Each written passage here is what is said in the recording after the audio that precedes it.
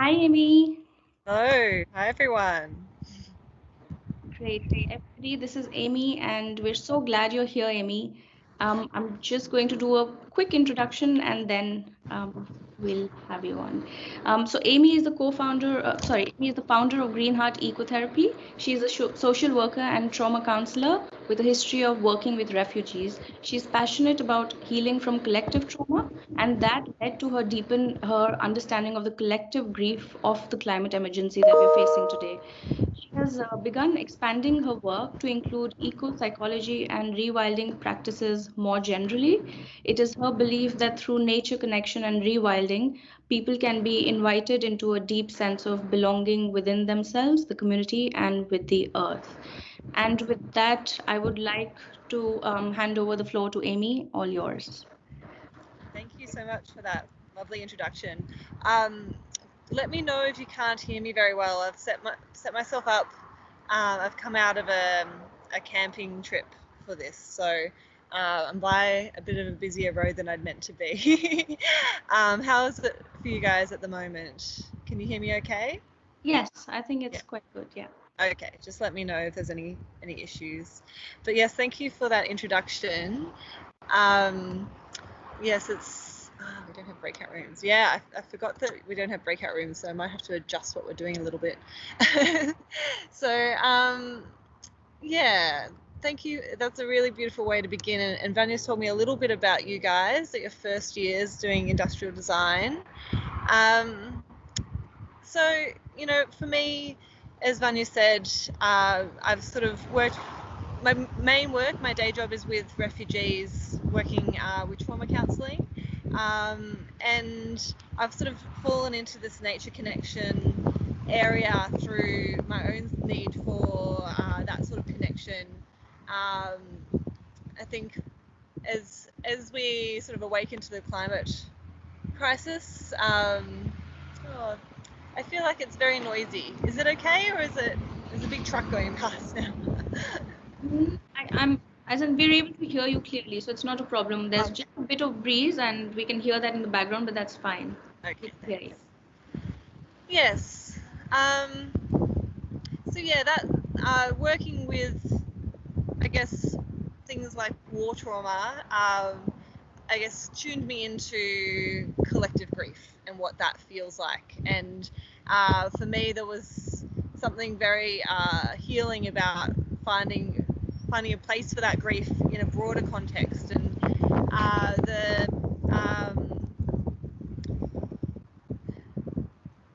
there's sort of a deeper connection that came from acknowledging that sort of communal grief is happening due to the climate crisis as well, and somehow that led me to a deeper understanding of myself and a sense of connection with nature and the land, which is what Vanya was talking about. So that's just a little bit more about me, so you know where I'm coming from. And I'm really passionate about helping people find that connection with nature, because I mean it's you all have your own ways of engaging with nature, and sometimes it's just not prioritized. We don't make time for it. We don't know how to, at those deeper levels, like really drop in and just be. I've just spent a morning at this camp I'm at, just really connecting in and just spending a few hours just being, and it's such a different place to come from. So yeah, I think that there's value for yourself and your own well-being, and there's also for myself my own well-being, and there's also value, I guess, in acknowledging those deeper places of living in this world at this moment in time in the pandemic, and after 2020, what we've all gone through, which is also linked, of course, to people impinging on natural spaces that possibly should be left untouched, and viruses coming out of deep forest. So yeah, it's a rich exploration, and I know that your focus is more on design, but I think that we all have a piece and a place in this sort of moment in time.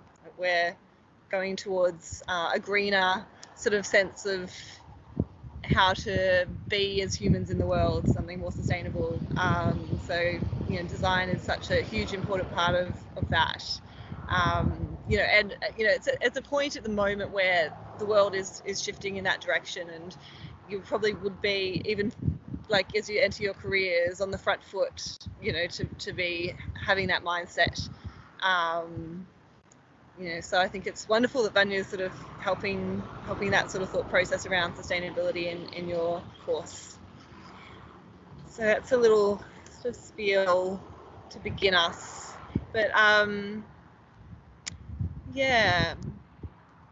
what I might do is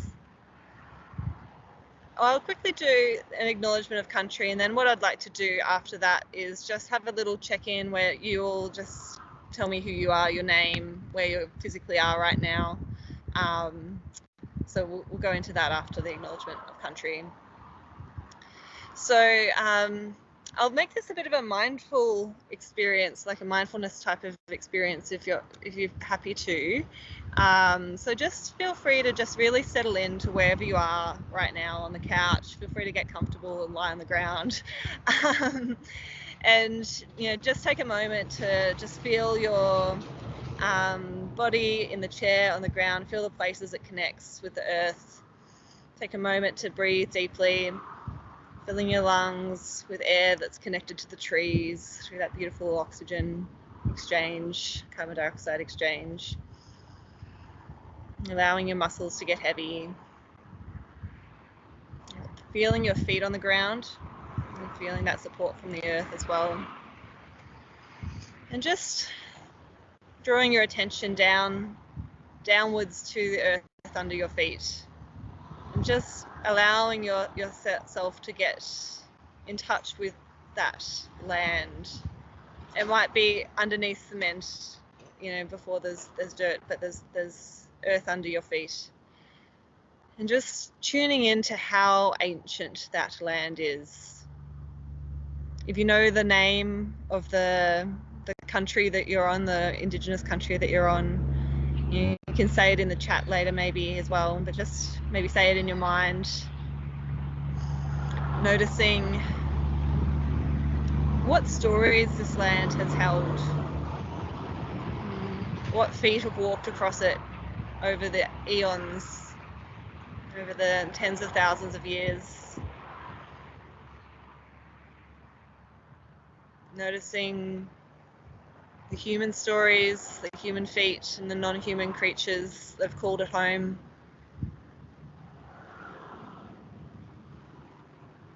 Noticing how it's part of a greater story of the land, of the interconnection between the roots of the trees, of the insects, all the natural non-human and human beings interwoven under your feet.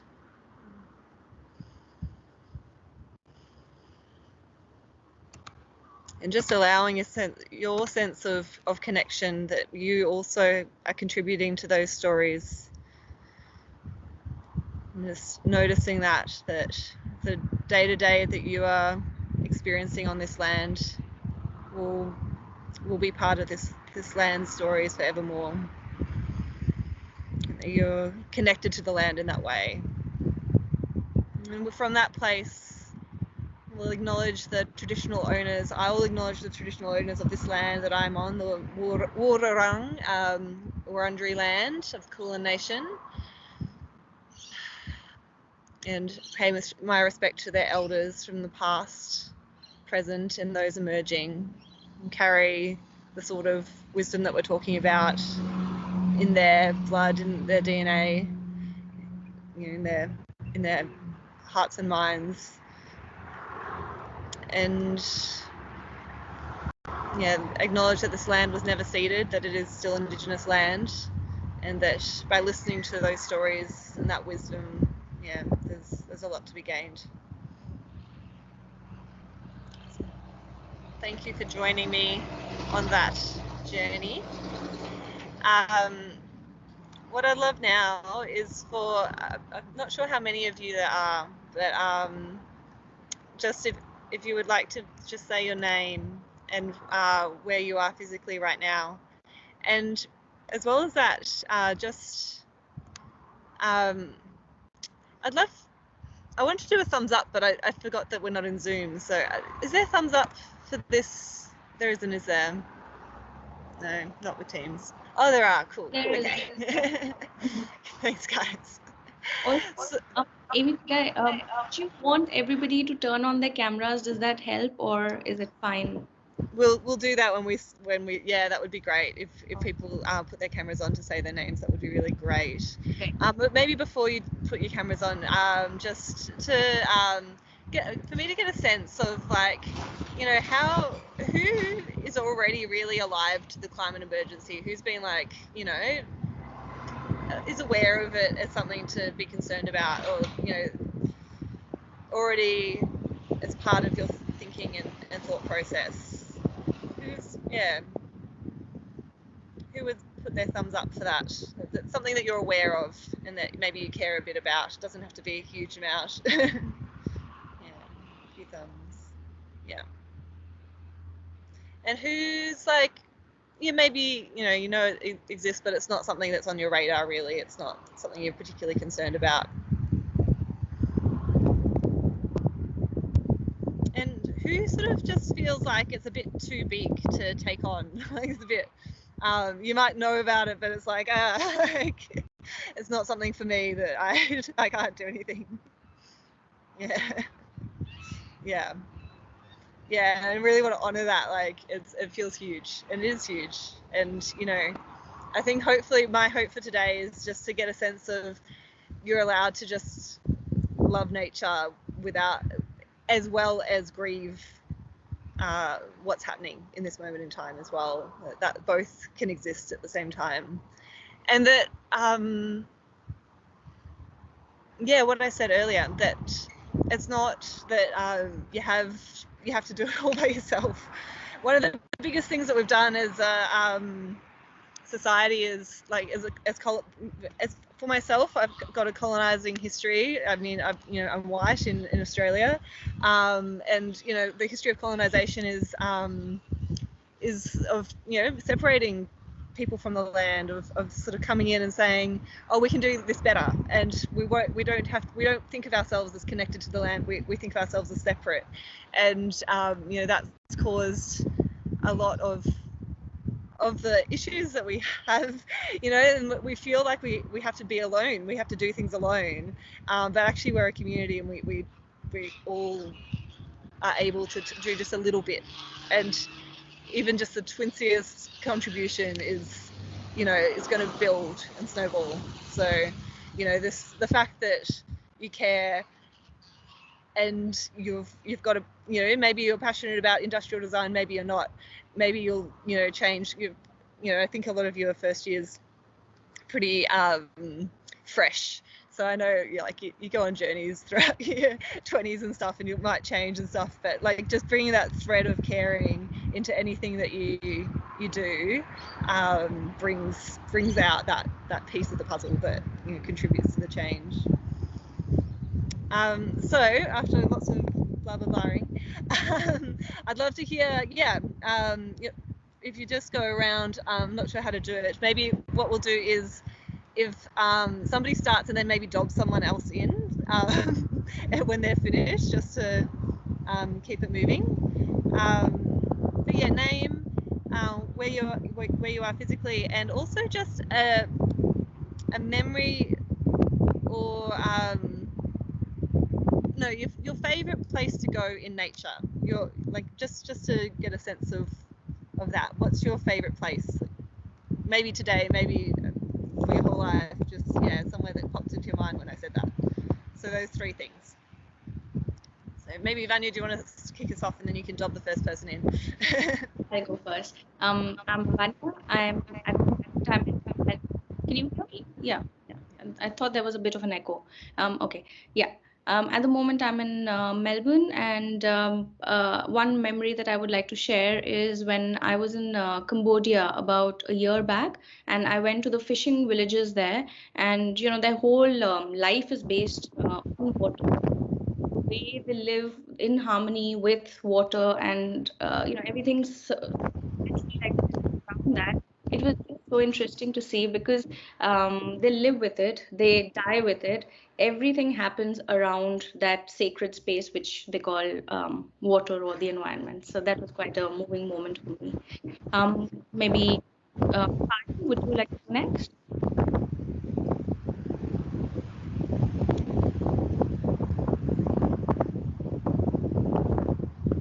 Pari, are you there? Are you saying Carly? Oh, sorry. Just turning videos on, if that's okay. Hi. I'm Carly. I'm from Melbourne, and it was where our favourite nature places.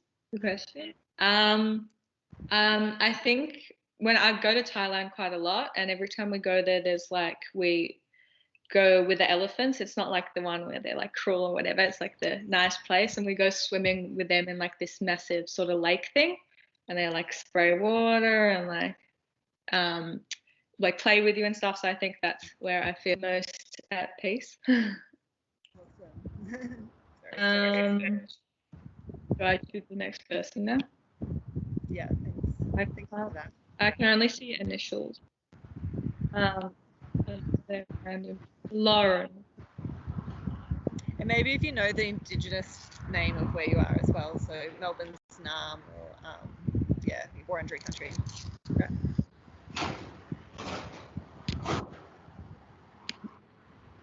Hello, I'm Lauren. I'm also in Melbourne, and I know there's a few different kind of connection points for the country where like I live, so I'm not entirely sure what it is. And my favorite kind of nature is much smaller scale than the others. I have a park like down my road, and no one really goes to it. And at the very end of it, there's almost like this waterfall kind of thing, and this is really nice, and you can just kind of sit there, very calming, really nice. I'll pass it off to Millie. Amelia, off you go. Okay. Hi, I'm Amelia, or Millie, works as well. I'm also in Melbourne. My favorite place in nature, I have two. I also have a park near my house, but it's more of a, I actually did like, it's more of a, like, it's like a billabong and also a park, and it's really beautiful, and the Yarra River runs through it, and so it's quite nice. But I also really like love pretty much any beach. Yeah. I'll pass on to Toby. Thank you.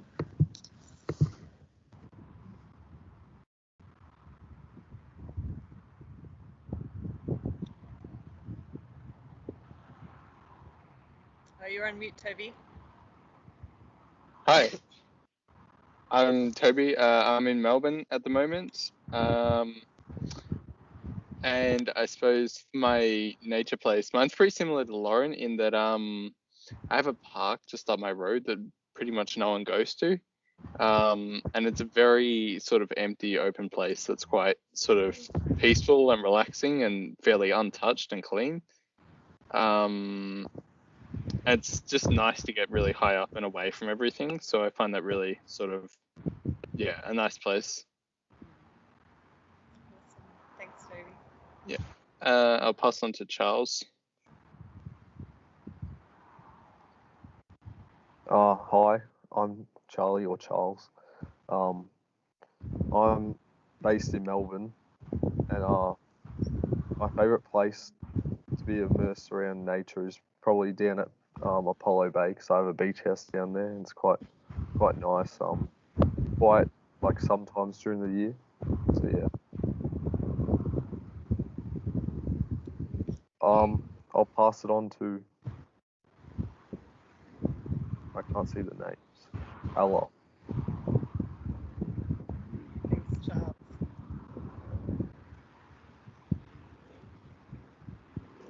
Hello. I'm in Melbourne at the moment, but I'm originally from Brisbane, and a place I've been probably I've been to Kakadu and the Bungle Bungles in Northern Territory, which were just amazing. Like such a different like physical environment to like everywhere else I've been. Yeah, I'll pass it on to I'm not sure who hasn't gone. Zoli?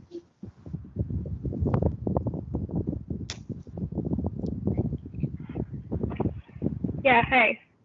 I'm Zoli. Oh, hang on. I'm Zoli. I'm in Fitzroy at the moment. And my favorite nature is in my old house. There used to be a waterfall up the road that was really, really big and pretty obscure. And you can kind of go up to the top of it, and it was pretty amazing. So yeah, I miss that a lot. And I'll nominate Henrietta. Yeah, hi. Yeah, I'm from Parkville, so the Wurundjeri people as well. Yeah, and my favorite place in nature would be probably the beach. There's a really nice beach in Sydney called Curl Curl, and I'm like from Sydney originally. And it's just like rocks, and then you can like look out, and it's just really nice because you can like look out, and there's not like any buildings or anything. Like it's just like all like nature. So yeah. I'll nominate Julia. Have you gone? No, I haven't. Oh, go for it. I was actually gonna say the same thing. Oh, I'm Julia. I'm in Melbourne right now. I was gonna say the same thing. The beach is my favorite place. I like any local beaches like Hampton Beach or something like that, but my favorite beach is one in Adelaide, near Adelaide. It's called Horseshoe Bay, and it just has a really beautiful jetty there, and it's really serene looking out onto the water. So yeah. I'll pass on to Saskia. Have you gone? No, I haven't. Yes. So I'm in Melbourne, but more specifically, I think the Boonwurrung people are the traditional owners of the land I'm on. And my favorite place is the Alpine National Park in Victoria, because every time I go, whether it's in winter or spring or autumn, it always looks different. And I really like all the variety of different plants and flowers there, so, and the landscape. And I will nominate Max if he hasn't gone. Haven't gone. I'm in Melbourne, and I'd say my favourite place to go is probably just my local park, which is just down the road from me. It's just it has a little lake, a little kind of stream in the centre, and I don't know, I've grown up with it, so I'd say it's a place that's very close to home for me, literally, and yeah. I'll nominate, I think, Ella. Ella hasn't gone. I think I've gone. I'm not sure who hasn't. Oh.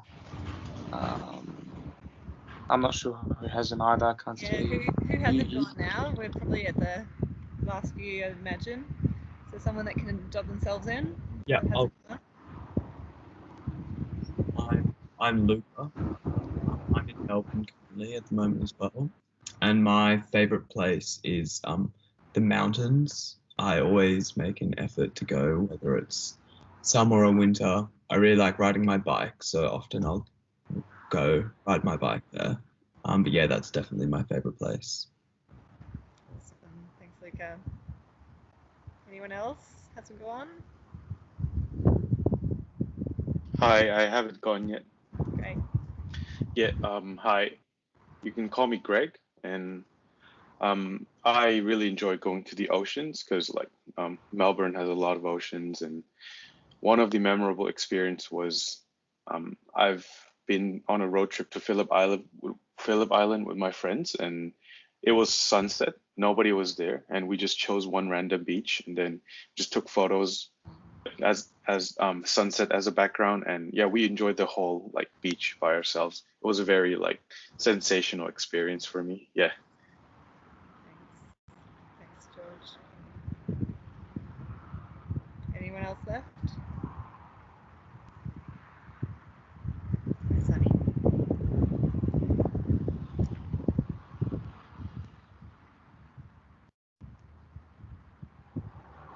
Looks like Sunny's having some technical issues. Not unmuted. Yeah, go ahead. If the video's not working, feel free to just talk.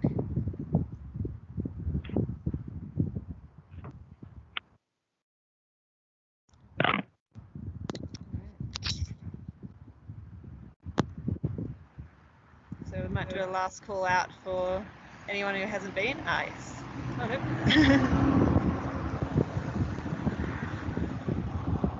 Yep.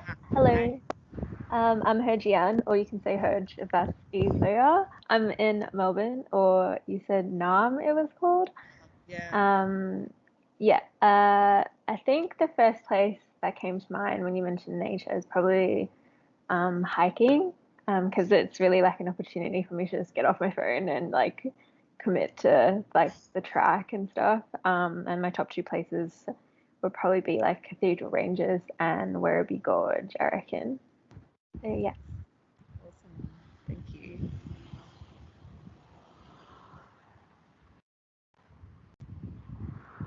Anyone else?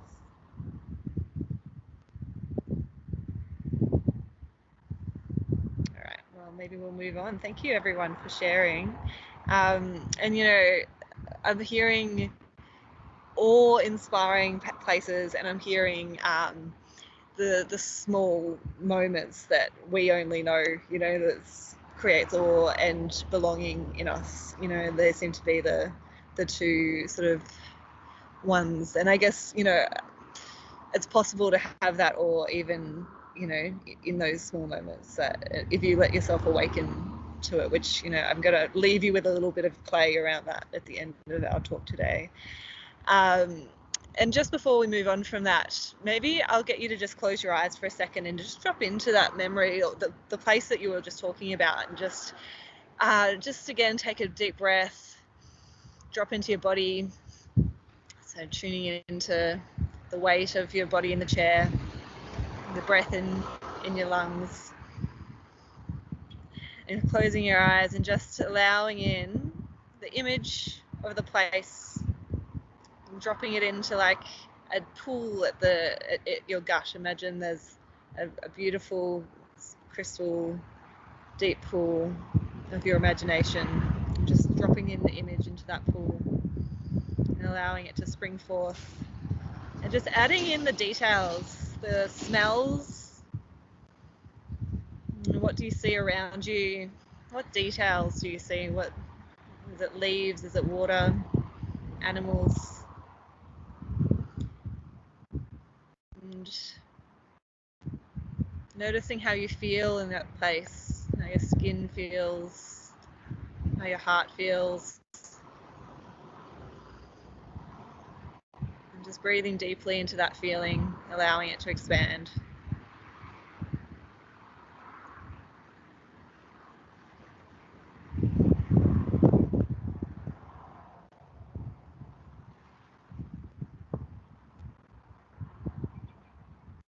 And just as we continue our talk, just holding on to that sense of wonder, sense of joy, or whatever you're sitting with right now, just knowing that it exists within you, in your body memory of that memory of nature.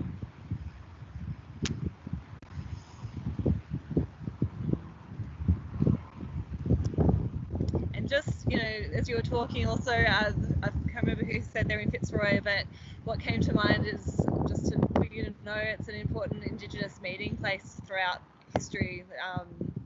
Clans have come together and done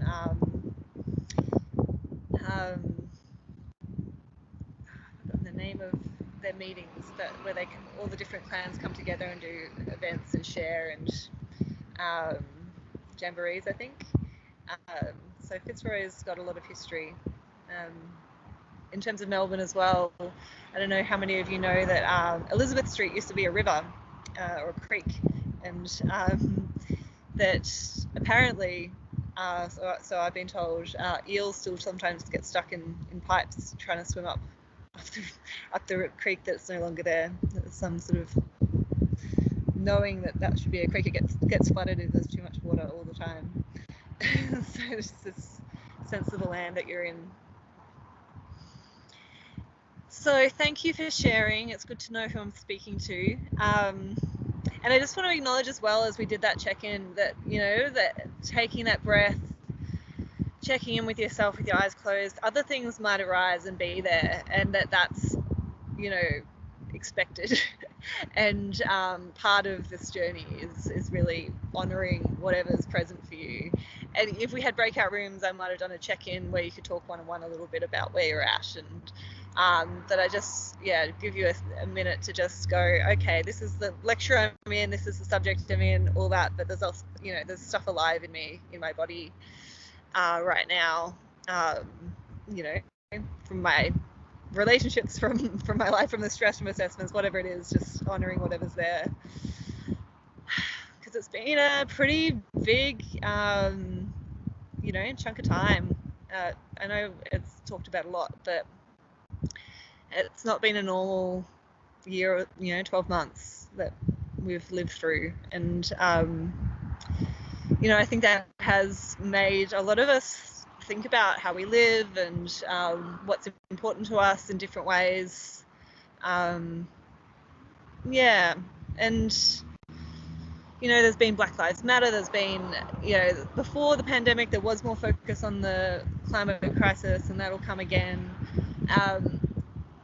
It's all sort of all in the mix. It's all sort of bubbling and brewing, and if we haven't sort of found space for all of what that brings up for us, then there'll be a time for it at some point. And as I said about my own experience, like I had a bit of vicarious trauma from my work. I had a few big things happen with clients, and my supervision structure at work just shifted, so I didn't have my normal support. And I found myself at this weekend away where we sat and did a grief circle, and I really didn't think that my work grief, what was in me from work, belonged in a climate grief circle, but that was what was alive for me, and that's what I offered to the circle, and that really changed my whole perspective on how important grief is, really, to be acknowledged in a communal space, and also how it's all connected.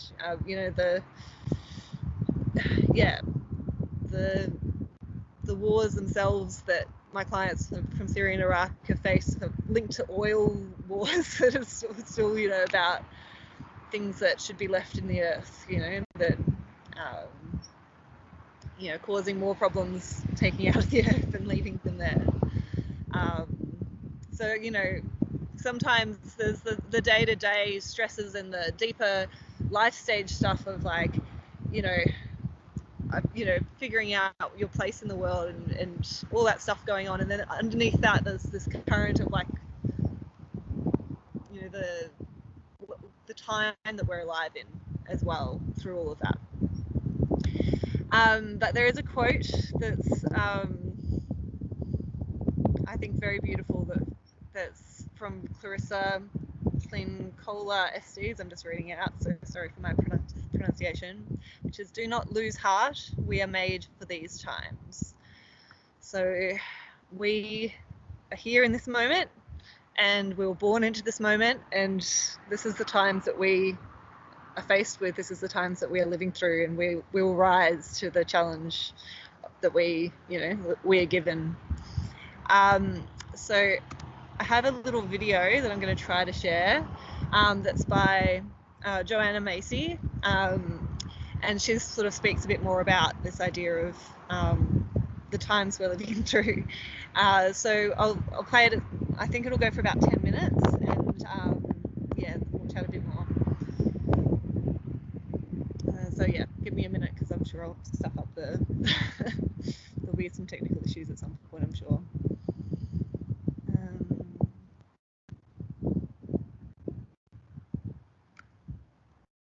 Where is the internet?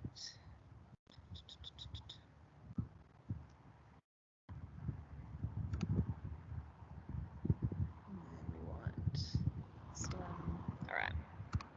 Can you all see that?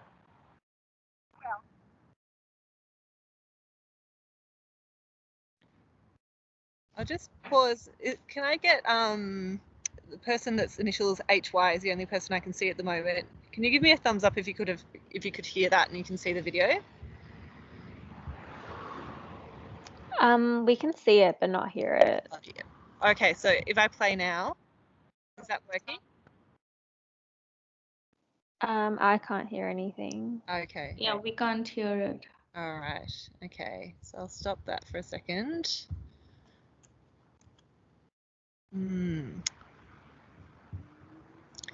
So how do I stop sharing for a second? So I'll try that again. We'll see if we can do any better. So here. No, Amy, we can't hear it. Oh, okay. Does anyone know what might be happening in terms of technical?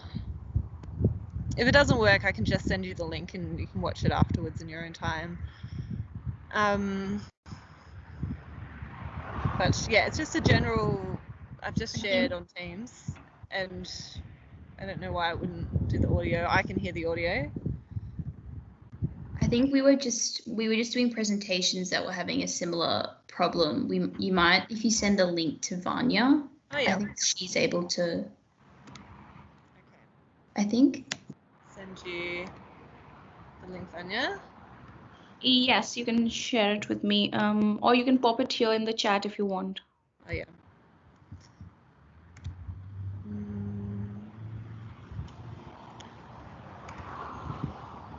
There's a chat gone. Oh gosh. Been out camping. I've forgotten already. Open up chat. Or whatever's fast. I mean, for you, Yeah. whatever's easier, you can send it by email if you prefer. That's fine. Either way. I think I just. Okay. I sent it to the Wunderkammer Program actually, so it might be everyone. Let me find to you specifically, Vanya. I'll just check. Let me see if you. I've just sent it to you, Vanya. Okay, I'll just look. Stop sharing. And we're going from minutes 6:20. Get it? Sorry, Amy, did you send it to me by email or? Yeah, by email. I'll see if I can get the chat up while you. Yeah, I've received it. Right.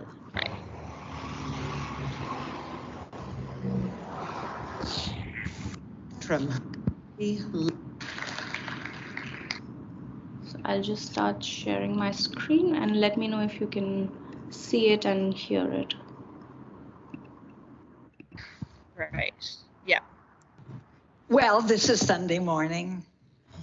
Planet Earth, this beautiful world. You know, this time that we are living is so extraordinary that I keep trying to believe it and to understand it. And as I do, and inspired by what Nina quoted from Scott Momaday and her words as well, that we make sense of life and we guide ourselves by the stories we tell ourselves about us and the context in which we live, the larger story that can give meaning to us. And so I want to talk this morning about 3 stories that we're living in this time.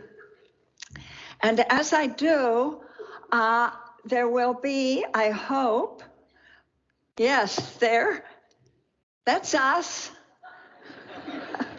That's a story, and that story is coming forward now our cosmological story. But these pictures that will come up refer to all three of the stories, and they're because they interweave. They're not going to be in any particular order. Are you dying to know what these stories are? The first that most people believe in, particularly those in economic and political power, is business as usual in the industrial growth society. The second story that follows from that, the first kind of slides into it, which is the story that I know many of you, particularly those who are activists and scientists, carry in your hearts, the story of the great unraveling of living systems in this planet Earth. And there's another story, the third, and that is the story of the great turning, that shift from the industrial growth society to a life-sustaining society. And that is what you are all involved in. That is what Pioneers is dedicated to. So I would like to look at these three in turn. The business as usual, that is, we're very successful at that. We ceaselessly tell ourselves. We are to keep us in comfort, convenience, security. No cost is spared. And the power holders in this society are actually proud of that. Can you believe it? They're proud of the fact that no cost is spared to keep us comfortable, to keep the lights on. We're ready to explode the mountaintops. We're ready to peel off the boreal forests. We're ready to let miles the size of Texas of plastic sweep over the Pacific for our convenience, for our security.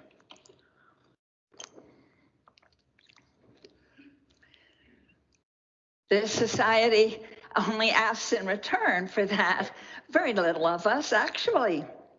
Doesn't ask much. It asks us to consume, and it asks us to shut up, to be silent, to consume, and to obey.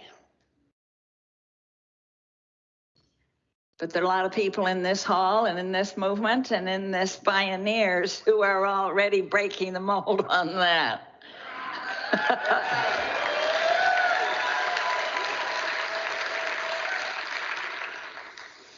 And the secret of the power behind this main story is, and also of its downfall, because it is in the process of self-destruction.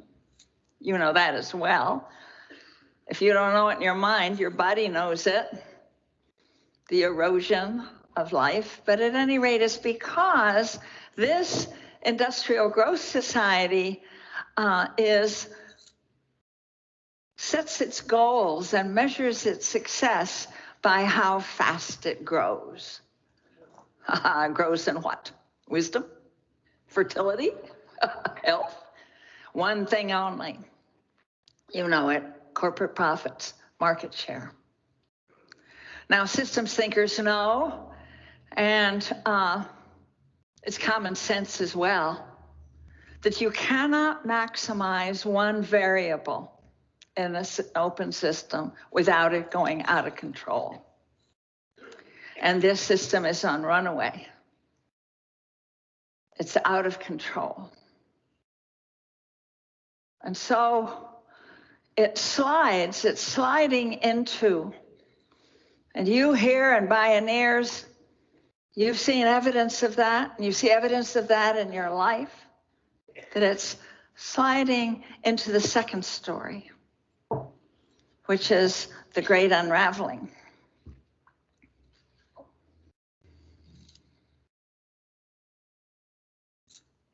I don't even know how to begin to talk about that. I mean, I can make lists of words. I can say words like sixth mass extinction. I can say words like economic meltdown. I can tell words of loss of biodiversity, 1 billion people living in slums now. It doesn't begin to encompass something that is really beyond our capacity to comprehend, and yet it won't leave us alone. It resides in the grief that we carry, each one of us, each one.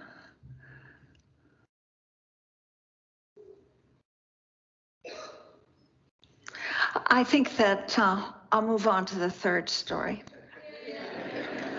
I'll come back to how we handle this. But the third story, of course, is this transition from the industrial growth society to the life-sustaining society. We are alive at this time. You have managed, as have I, to get ourselves born into this epochal transition. It's the third revolution of its magnitude and scope of our journey on this planet. It's as big as the Industrial Revolution, which took centuries to unfold. It's as big as the one that happened next 300 years ago in England, the Industrial Revolution, which changed everything all over again and changed our relations to each other and to the earth and turned the earth into what we see now. It's mainly a stock house and a sewer for drawing up the resources we need and dumping our waste. We aren't putting up with that. And so there is this revolution that is happening. But as you know, in spite of the cameras here, this real revolution is not televised. We're living it, though. And it's happening in our resistance to the desecration of life forms. It's happening in the farmers' markets, in the green building, in the new kind of schools, in the technologies, safe, renewable. It is happening. And it's happening mainly also in our heart minds, in the voices that we are hearing, the indigenous voices that have come here and the indigenous voice inside each one of us.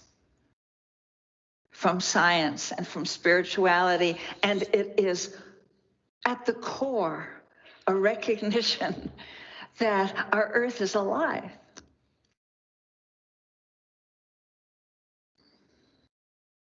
Now, the thing about the Great Turning, my friends, as you know, is that it's not a done deal.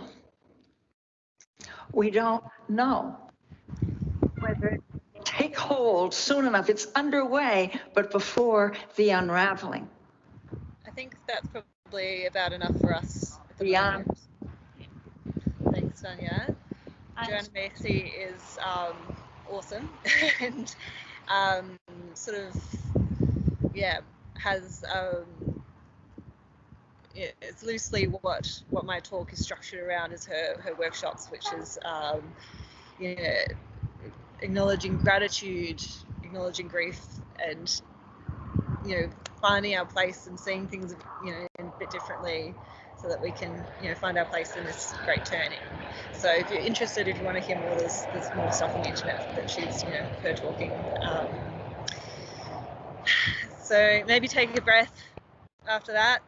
This is very passionate. And what I was going to get you to do now is do breakout rooms, because I forgot this was Teams. But what I might do is actually get you to just write something just briefly for your own self. So we'll do that for a couple of minutes if you have a pen and paper, and get yourself ready just to answer these two, just a couple of minutes on each question. And really, I should probably do them separately, but we're just going to do them together. One is, what's something you are grieving from the climate crisis, or from the pandemic, or from your life, if if you need to, that's most alive right now. But probably if it's from your life, then maybe it's connected to not having mentors, not having a life-affirming community around you to guide you through what you're going through. Like, somehow it's all linked. So whatever it is valid. What are you grieving for the climate crisis, or just something that pisses you off, or just something small? It doesn't have to be big. And very separately, and not in a direct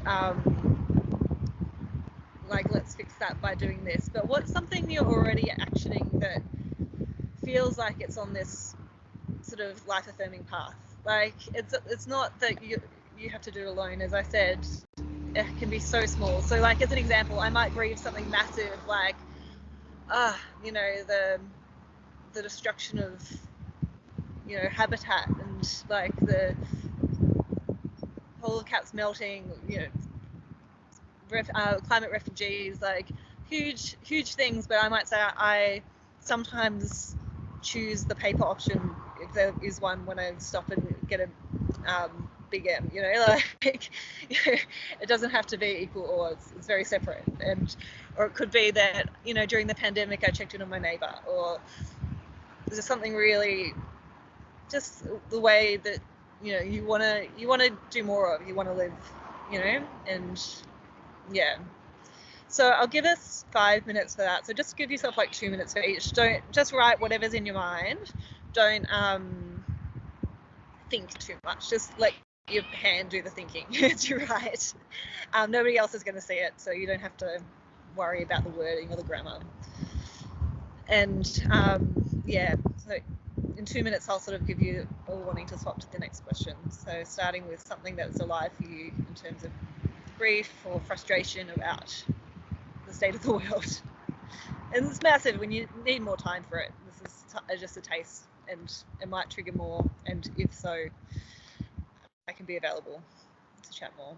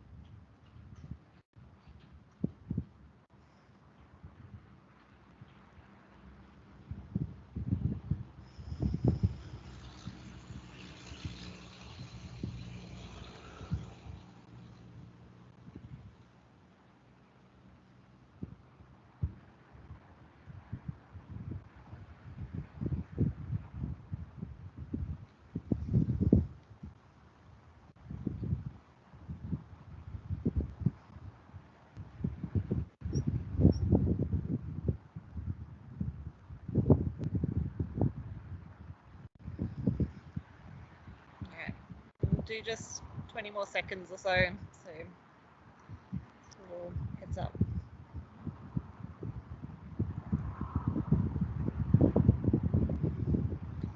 Okay, so we'll pause on that first question and just take a moment for ourselves, maybe putting your hand on your chest and even just pressing in a little bit and taking a deep breath.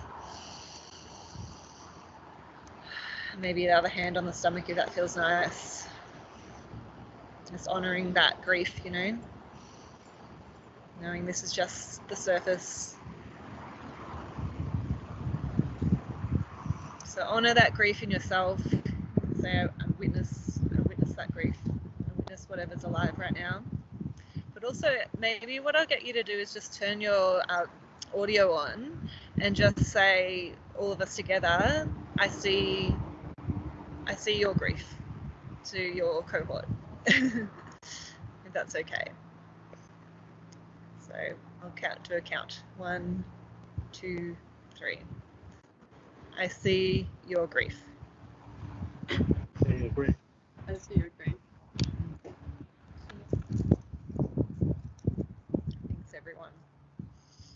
Another breath.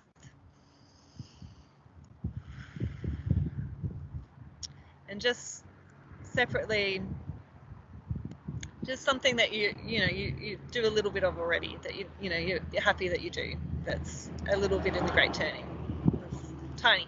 It goes the opposite direction. The grief is big. It goes really small for this. Like, even that you sometimes go to your creek by your house. It's something that you'd like to do more of, or just continue as you are. I'll give you 2 minutes for that.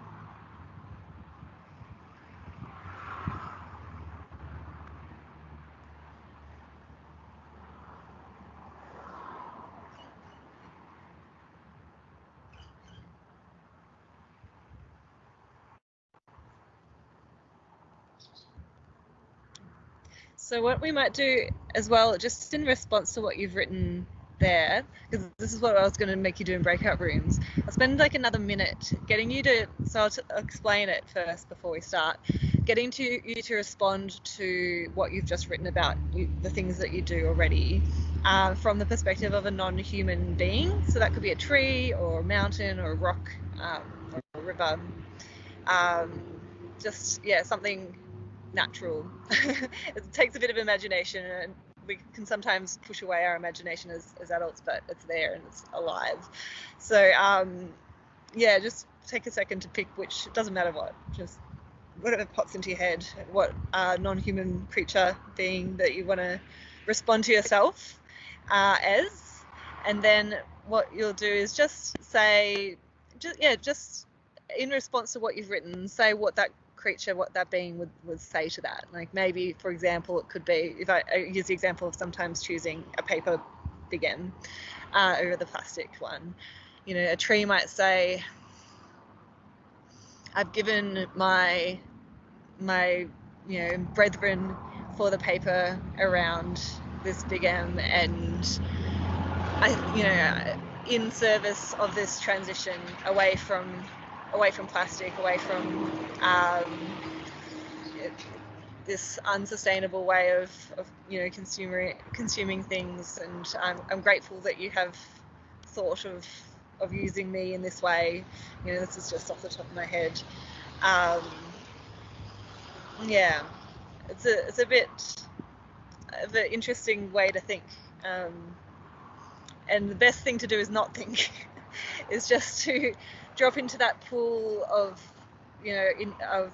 imagination in your gut, and just let your hand ride again.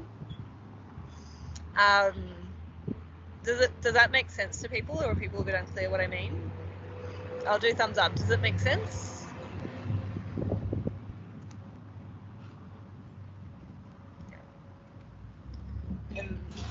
Is anyone unclear? Thumbs up if you're unclear. Yeah. So just using your imagination, picking something like a tree, and just writing in response to what you've just written. So what the tree might say, or whatever creature. Just, it doesn't have to make sense. Yeah. Give it a go. If it doesn't work, then it's just 1 minute of time, and we'll move on. So if it doesn't make too much sense to you, just see if you can make something work, and if not, that's okay. So we'll start, and I'll let you know after a minute.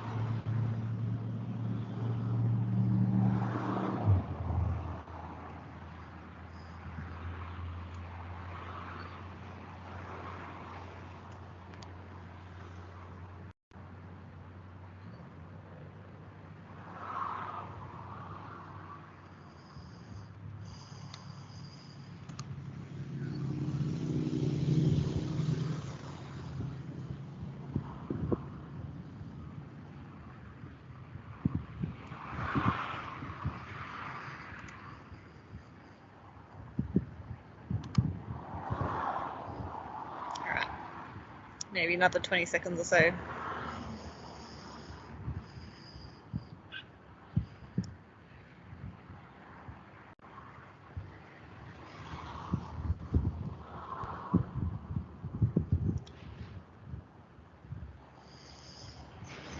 All right. Thank you for those that it made sense to giving it a go, and sorry if it didn't make sense to everyone. I'd love to hear just a couple of words, a couple of volunteers of what that was like for people. You don't feel like you have to say something, but if there's somebody that would like to just share what that experience was like, yeah, that would be great, either in the chat or yeah, voicing it.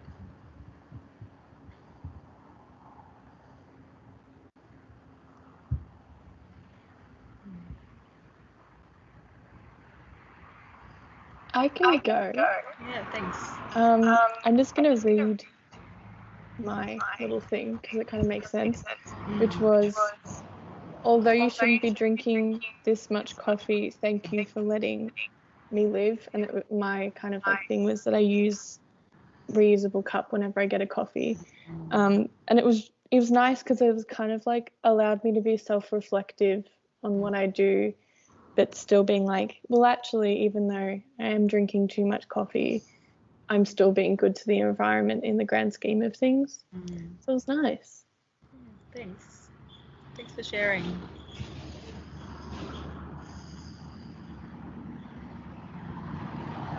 Anyone else feel like sharing?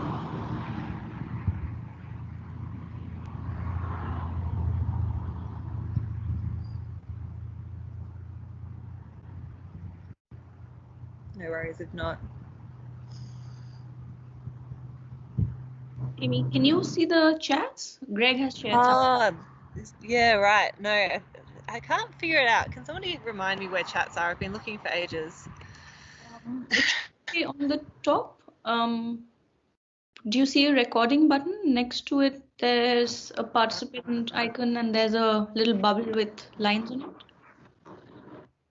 I've got the 3 dots, the video, mic, share.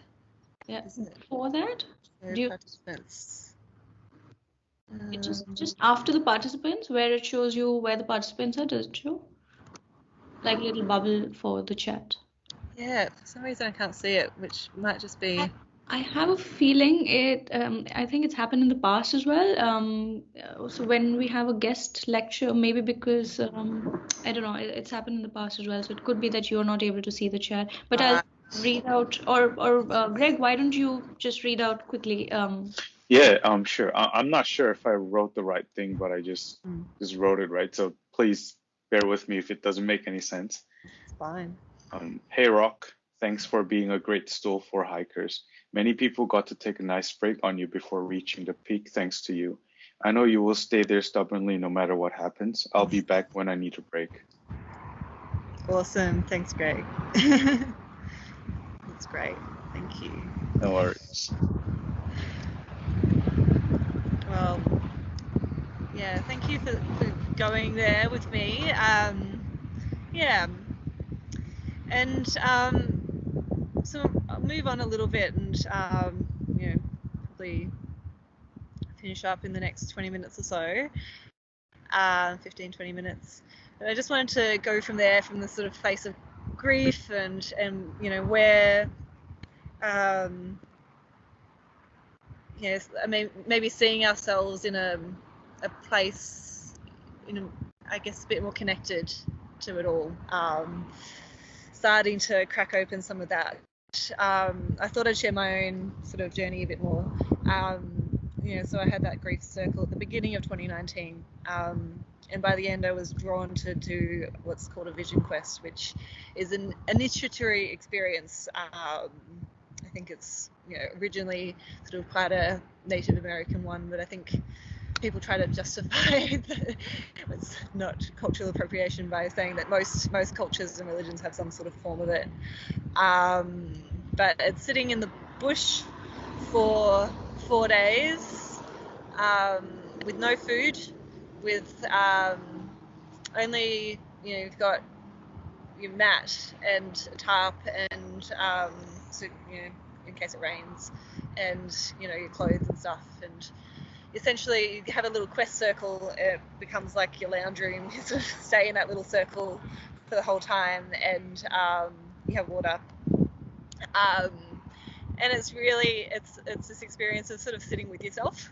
So sitting with yourself and sitting with nature and having this inner awareness and outer awareness constantly for the whole 4 days. And the idea of not eating is actually just to take away the routines of your life and the distractions, but I think it also makes you more sensitive to the epiphanies you're having as you just think through your whole life.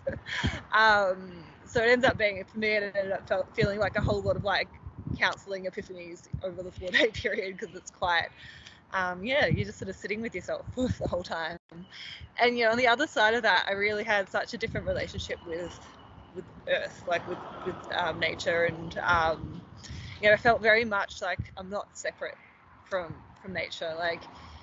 I guess also to say those epiphanies were important, that that I shook off some of the stuff from those years of figuring yourself out, of there's this idea that the first 20 years of your life you're putting things into a sort of a bag behind you, or a shadow bag of things that your parents didn't like you doing, and then things your teachers didn't like you doing, but at the beginning of your life you're just this ball of energy, and there's none of that, and you can just be yourself. And the first 20 years you're putting things into this bag that you have to carry behind you of what you shouldn't show people, and your peers, when you're a teenager, and then the rest of your life you spend unpacking the bag. So the vision quest was a sort of fast forward of some of that unpacking. And claiming back and returning home those parts that have been sort of shunned and abandoned, bringing them back home. And that's all. I'm sort of saying that part because I know, that's ahead of you. That's what you guys have got, to continue with. I'm sure you're already doing it. But yes, and that's an important aspect of coming into the sense of I am actually one. I'm not separate from nature. Once you get through all your own personal stuff, it's okay, cool. I have this sense of deep belonging with the earth. It's, that's possible to connect with, and then to community, and you don't have to sort of be lonely for all of your 20s like I was. Our culture sort of doesn't do that well. that sort of sense of going through these life phases. So yeah, I think it's all that sort of inner work is very important for finding your passion, finding where your place in the world. They say that your career or your thing that you'll be the most alive doing is where your greatest passion meets the world's greatest need. So that's a journey as well, and it's not one that you suddenly realize or come to a conclusion about. It's following breadcrumbs, following this feeling of yes, tuning into your gut that has a bit of a yes, and following that. And that's that brings us back to the coffee or the small things that we do. It's like it's all taking our place in this bigger story, this bigger picture. And I think it also, for those of us that are colonizer backgrounds, it's a really important piece is that sort of decolonization of the self as well, and finding out how to create spaces for marginalized voices, lift people up, not in a savior way, but in a, I need to listen to you. Like, you've got the knowledge, I don't. Because like all of what I've been talking about is Indigenous wisdom, right? Like, it's not my knowledge, but it is mine. I've learned it myself. I've learned it from the earth, and it's human, and it's allowed to be human knowledge. But for my roots, for my ancestry, you have to go all the way back to maybe the pagans, like before Christianity spread through Europe. There's, there was earth-based wisdom in different cultures. So, it's in my blood too, but knowing that we've been disconnected from that. So listening to those that still have the wisdom as well. So that's sort of a bit about journeys and passion and, things that feel big. And what I want to do is come back to the small to sort of start to finish up. There's a couple of little videos I want to share, but what I might do is just before I do that, just read a poem about coming back to the small, because it can feel overwhelming when, especially at like your age, like, oh my gosh, you don't need to know what your passion is right now, like just follow where you are at right now, and trust the journey. But yeah, so this is a poem by David White, and it goes: start close in. Don't take the second step or the third. Start with the first thing close in, the step you don't want to take. Start with the ground the pale ground beneath your feet, your own way to begin the conversation. Start with your own question. Give up on other people's questions. Don't let them smother something simple. To hear another's voice, follow your own voice. Wait until that voice becomes an intimate private ear that can really listen to another. Start right now. Take a small step you can call your own. Don't follow someone else's heroics. Be humble and focused. Start close in. Don't mistake that others for your own. Start close in. Don't take the second step or the third. Start with the first thing close in, the step you don't want to take. So, yeah, I might finish on the videos, but I'll tell you what I'm hoping you might do as sort of a homework from this chat. One of them is what's called an ore walk, and that's essentially just going to that park or going somewhere a bit natural, and allowing yourself to be a bit of a kid again.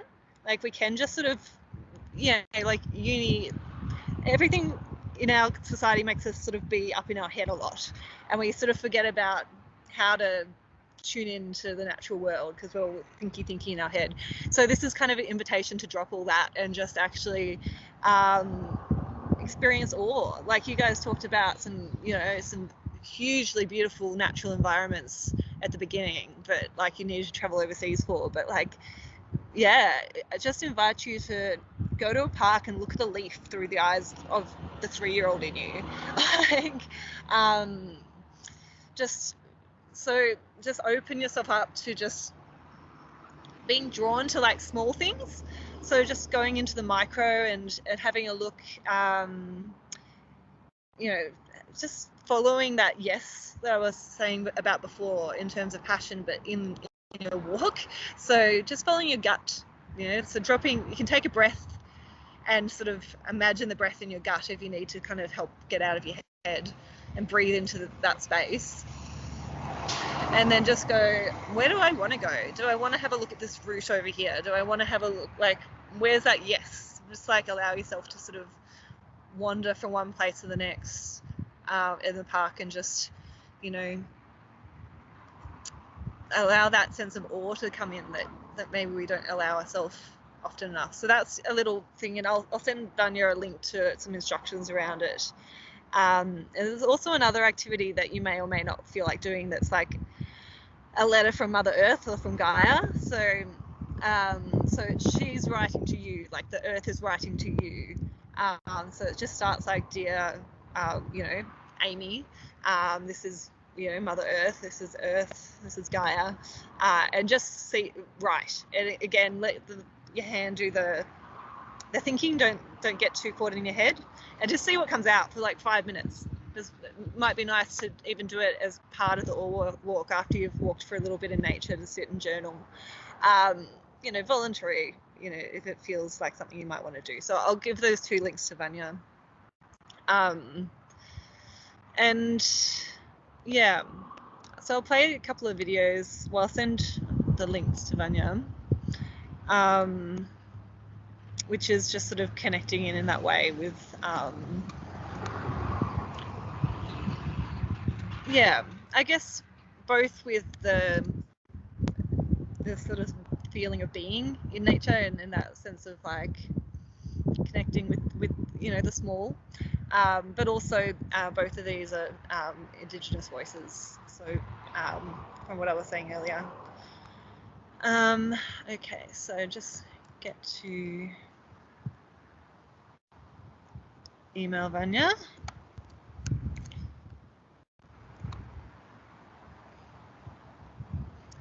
So I think I've just sent you an email of the 2 videos, and you can start with the first one and play that through. I think that's about 6 minutes, and then there's a second one that's about 3 minutes that we can start at 45 seconds in. Yeah, I can just see them. Yeah.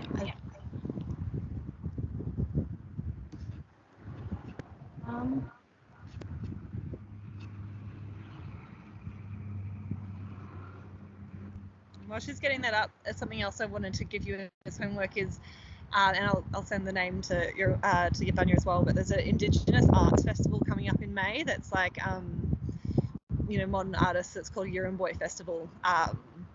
And, I think that's a great way that's entertaining. It's also, this is people wanting to share their stories and wisdoms, really. It was the first year in 2019, and it didn't happen last year, but I was blown away by it. It was great. So that's called Yirramboy Festival. It's in around the meat market in North Melbourne throughout May. So I'll give you that link as well.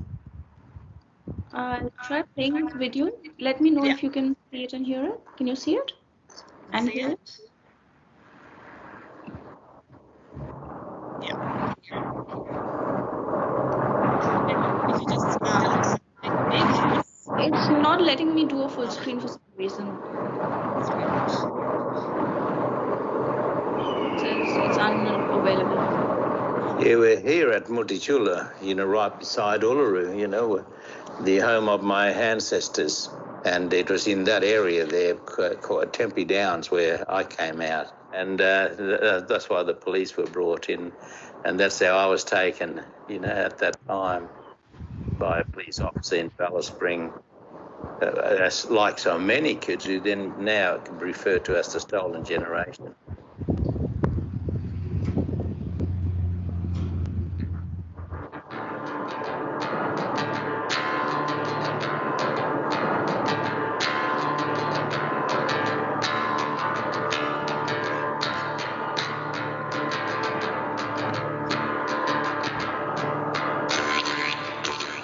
But of course, bush living was bush. You totally took most of your things from the land you're on.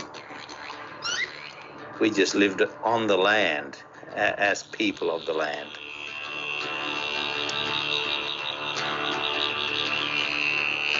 To us, it was a natural way of being.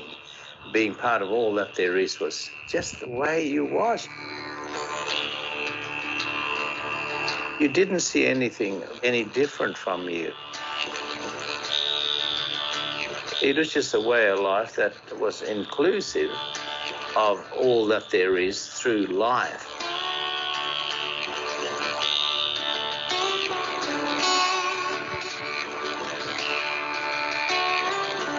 Life is the binding and the connecting way the oneness is. If you're alive, you connect to everything else that is alive.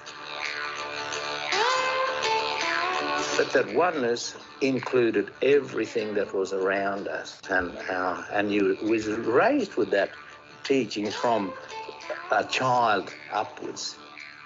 You know, the relationship and our relationship system for our people here. See, my people see land ownership as being totally different to the English way of ownership, because ours used to be really the land owns us, and it still is that to us.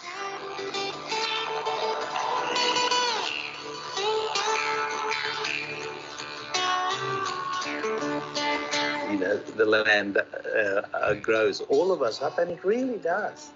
You know, no human is older than the land itself. It just isn't. And no living marsupial is as old as the land itself. Everything that's been and gone with life in the flesh has died. But the land is still here.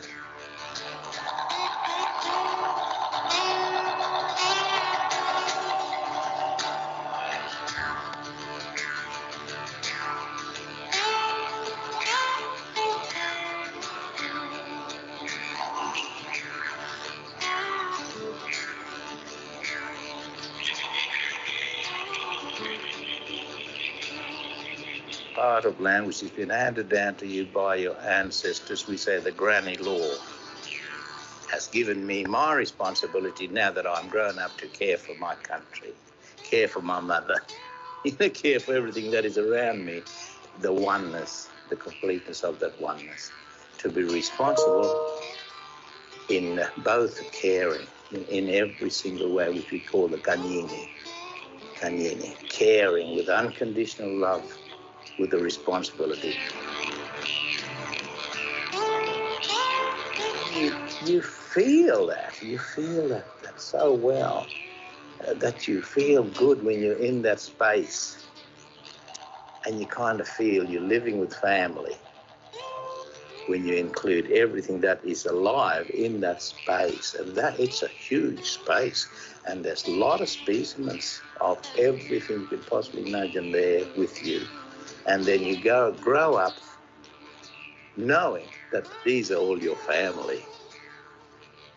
You can never feel lonely in that situation. You know, you just can't.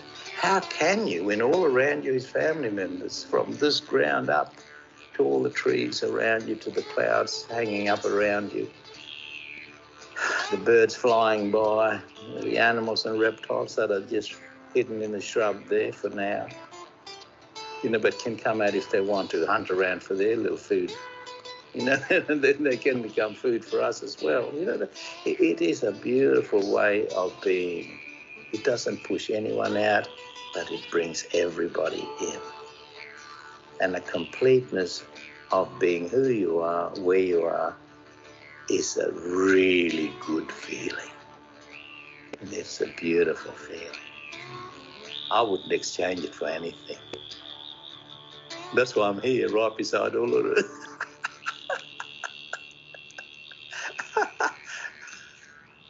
I am so lucky. Thanks,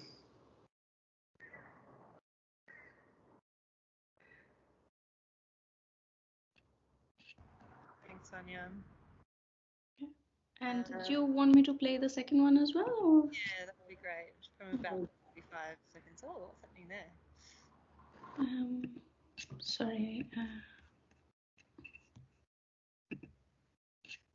And that gratitude that he has at the end, I think that's something that we practice as well.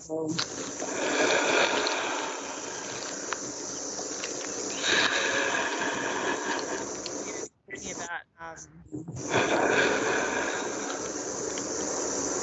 Sorry, did you say you can't hear that? No, that's fine. Yeah, continue. That's fine.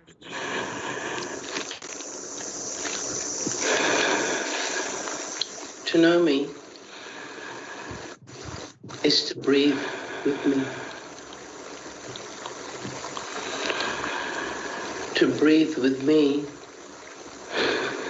is to listen deeply.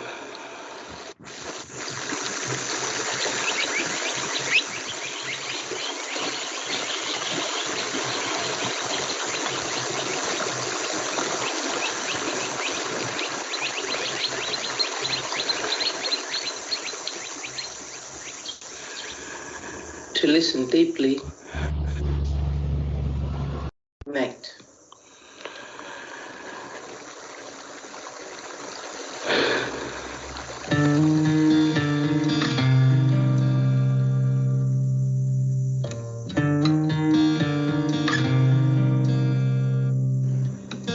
It's the sound of deep calling to deep. Dadidi, the deep inner spring inside us. We call on it, and it calls on us.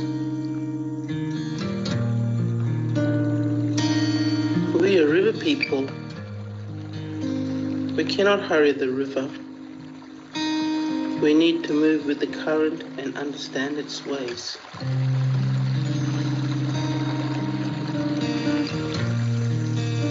We wait for the rain to fill our rivers and water our thirsty earth.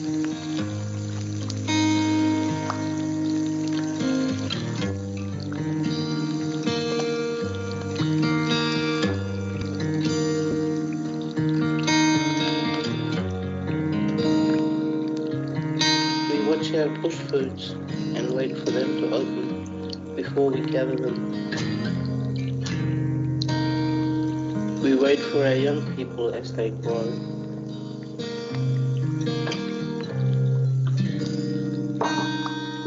The time for rebirth is now. If our culture is alive and strong and respected, it will grow. It will not die, and our spirit will not die. I believe that the spirit of Dadidi that we have to offer will blossom and grow, not just within ourselves, but in our whole nation.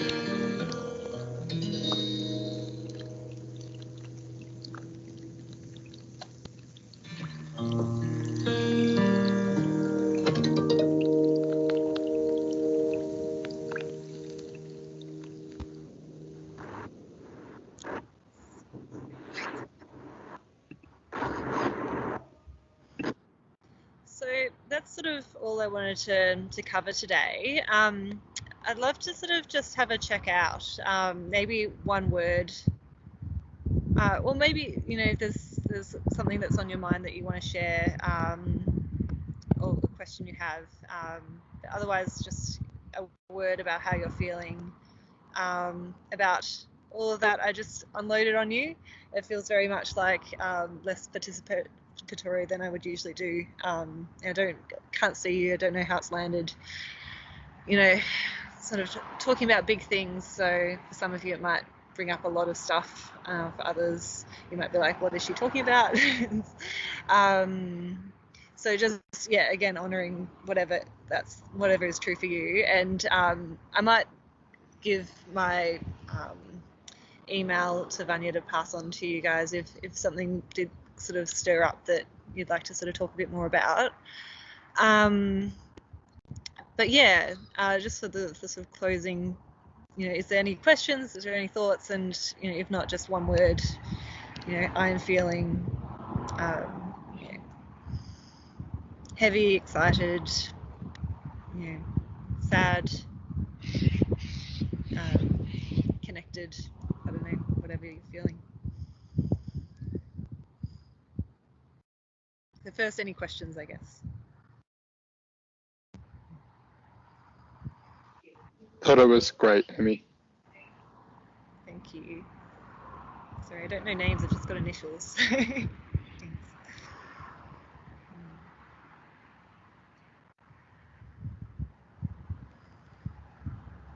Yeah, any other feedback? Things I could do better? Things that landed. Oh yeah, maybe a good question is like something that landed for you. So maybe even instead of how you're feeling, you might choose to offer one thing you'll take away from the talk today. That might be a nice thing to go around and just share together. So one thing that stood out for you.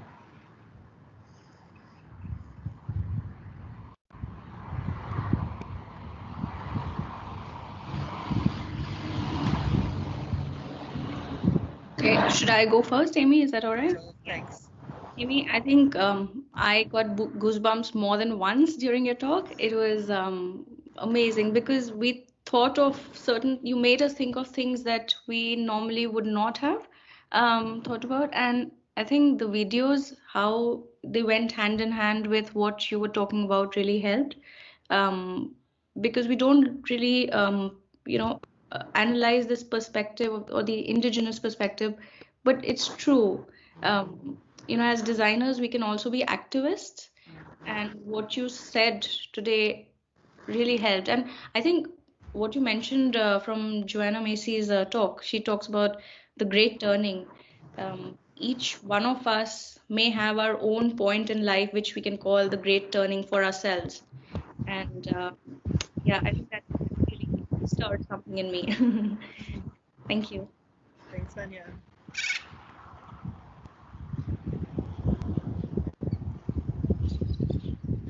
I thought it was interesting how you discussed like how our actions affect sort of more than just ourselves, like the environment around us and all that sort of stuff too. Thank you. Similar to Vanya, I really liked that first video, just because I feel like we hear a lot about the first two movements and not often about that third one. It's nice to kind of be like, oh, there's actually good stuff happening as well. You can be part of it, yeah.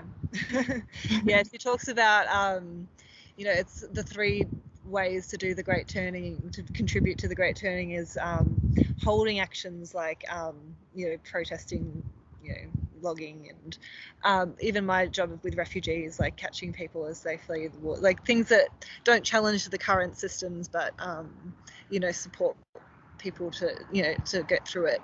And then there's values sharing, which is what I've just done today, helping people see that another possibility exists. But then there's new technologies for the society that we would prefer to live in. So, that's where design is super important. So yeah, that was awesome. Thank you, Amy.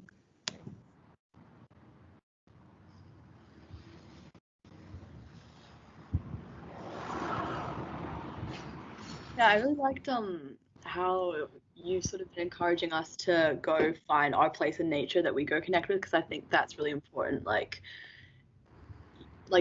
if nature is very if you're just talking about like nature and saving the earth in general is a bit impersonal, I feel. So I think it's really good to encourage people to find something that's more personal to them.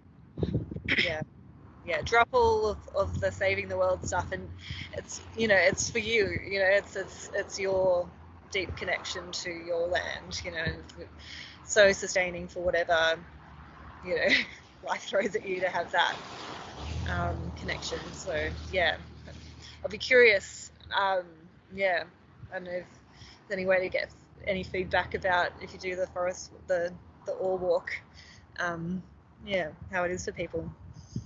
Thanks.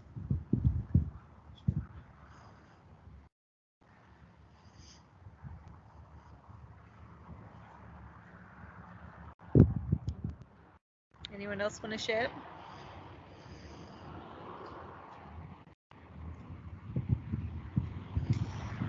All right, well, maybe we'll leave it there. What do you think, Vanya? I think it was a great session, Amy. Really enjoyed it, and I really wish we could have done a like a one like physical session instead of on Teams. It would have really made a big difference in some ways to be there in nature with you, and it would have been. I'm sure it would have been different, but this was amazing. Really enjoyed it. Thank you so much for your time, and thank you so much. I'll share your email with all the students, and I'm sure they will be coming back to you with more questions and yeah, thank you so much, Amy. Yeah, so I'll send those links for the Ore Walk and the letter from Mother Earth instructions. So if you feel sort of called to play with the letter, then do. And I really encourage you to do the walk. You can do it for 5 minutes. It doesn't need to be a big thing, but just have that little bit of playful, childlike joy in nature that we don't always let ourselves have, unless we go to a massive monument or overseas. Then we sort of finally allow ourselves to. Well, thank you for having me, everyone. And yeah, I wish you the best on your journey. I hope that whatever's next with Vanya's course is, really stimulating as well. So thanks to everyone, and thank you, Vanya, for the invite. Thank you so much, Amy. Really appreciate it. Thank you. Cheers. Bye. Thank you. Thanks. Thanks, everyone. Thank you.